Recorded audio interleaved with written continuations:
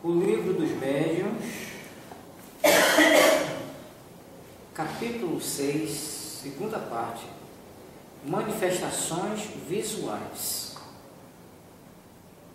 A visão dos espíritos se produz no estado normal ou somente em um estado de êxtase?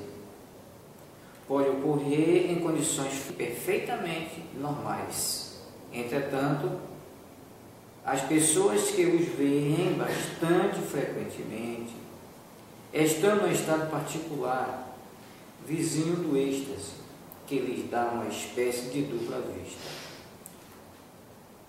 O Livro dos Espíritos, número 447. Aqueles que veem os espíritos, os veem pelos olhos, eles o creem, mas na realidade é a alma quem vê, e o que o prova é que se pode ver com os olhos fechados. Como o espírito pode se tornar visível? O princípio é o mesmo de todas as manifestações e prende-se às propriedades do perispírito, que pode sofrer diversas modificações à vontade do espírito.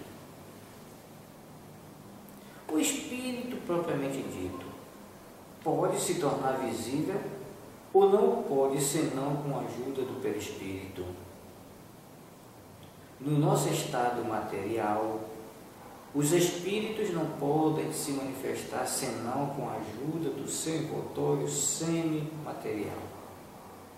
É o intermediário através do qual age sobre os vossos sentidos. É sob este envoltório que eles aparecem, às vezes, com uma forma humana ou outra diversa, seja nos sonhos, seja mesmo no estado de vigília, tanto na luz como na obscuridade. Poder-se-ia dizer que é pela condensação do perispírito que o espírito se torna visível? Condensação não é a palavra, é antes uma comparação que pode ajudar-vos a fazer compreender o fenômeno, porque não há realmente condensação. Pela combinação dos fluidos se produz no perispírito uma disposição particular que não tem analogia para vós e que o torna perceptível. Os espíritos que aparecem são sempre inapreensível e inacessível ao tato, inapreensíveis como num sonho, em seu estado normal. Entretanto, pode fazer impressões sobre o tato e deixar traços de sua presença e mesmo em certos casos tornarem-se momentaneamente tangíveis, o que prova que entre eles e vós há uma matéria.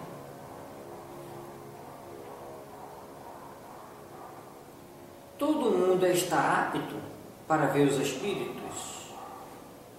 No sono, sim, mas não no estado de vigília. No sono, a alma vê sem intermediários. Na vigília, é sempre mais ou menos influenciado pelos órgãos.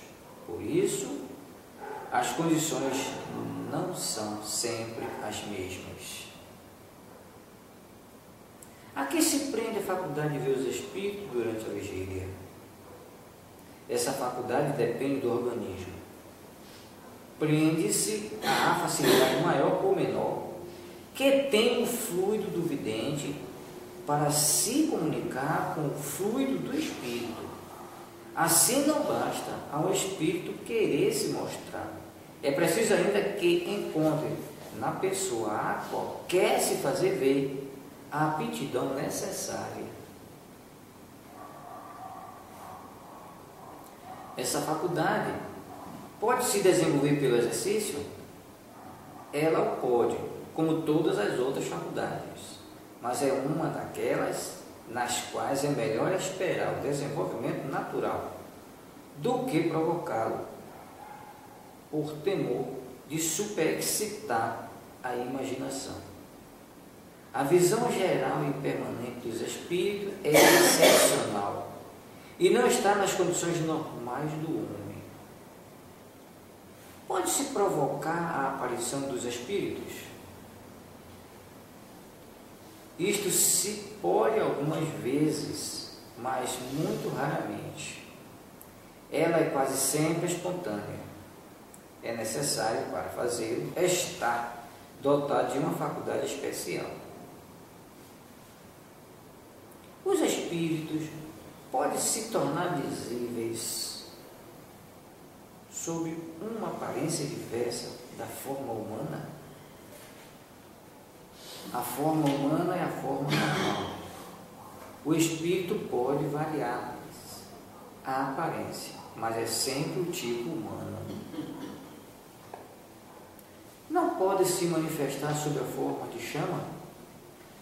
Podem produzir chamas, clarões, com muitos outros efeitos, para atestarem sua presença, mas não são os próprios espíritos. A chama, frequentemente, é apenas uma miragem ou uma emanação do perispírito. Em todos os casos, não é senão uma parte deles. O perispírito não aparece por inteiro, senão nas visões. Que pensar da crença que atribui os fogos fátuos à presença de almas ou espíritos? Superstição resultante da ignorância. A causa física dos fogos fátuos é bem conhecida. A chama azul que apareceu, disse, sobre a cabeça do menino Sérvius Túlios. Sérvius Túlios. É uma fábula ou uma realidade? Era real. Foi produzida pelo espírito familiar que queria divertir a mãe. Essa mãe, médium vidente, havia percebido uma irradiação do espírito protetor de seu filho.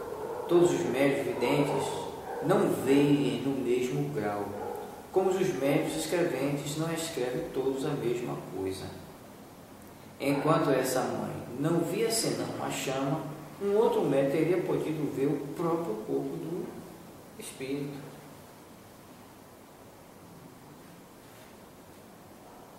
Os espíritos poderiam se apresentar sob a forma de animais?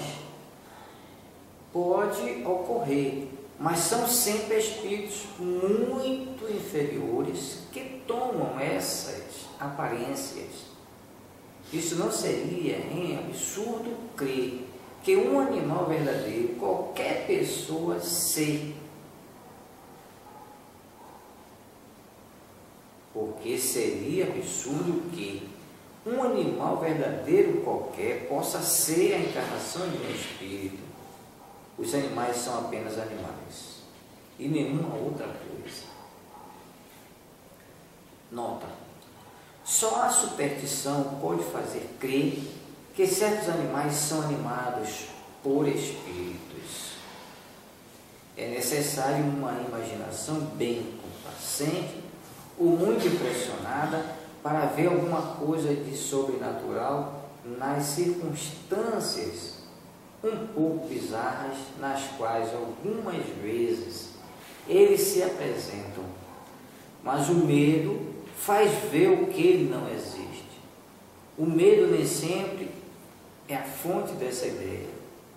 Conhecemos uma dama muito inteligente de resto, que se afeiçoou em excesso por um grande gato negro, porque o acreditava de uma natureza sobre-animal, mas não havia jamais ouvido falar do espiritismo. se o tivesse conhecido, lhe faria compreender o ridículo da causa de sua predileção, provando-lhe a impossibilidade de uma tal metamorfose.